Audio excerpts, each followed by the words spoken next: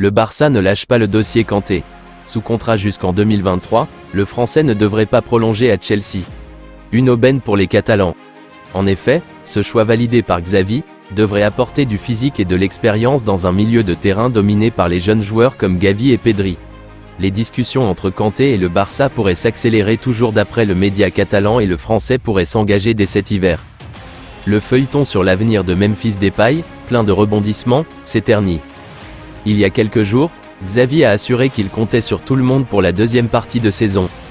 Mais on se dirige pourtant bel et bien vers un départ du Néerlandais dès cet hiver. Fabrizio Romano nous a récemment appris qu'il quitterait la Catalogne avant la fin du mois de janvier.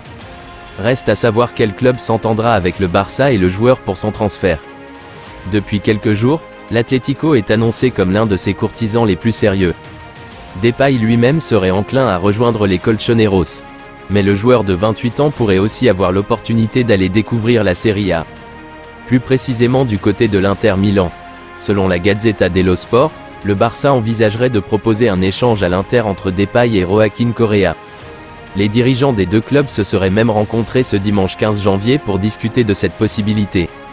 Les Blaugrana devront toutefois certainement proposer une certaine somme en plus de Depay pour convaincre les Nerazzurri de lâcher Correa, puisque ce dernier a encore 2 ans et demi de contrat, alors que celui du Néerlandais se terminera dans 6 mois.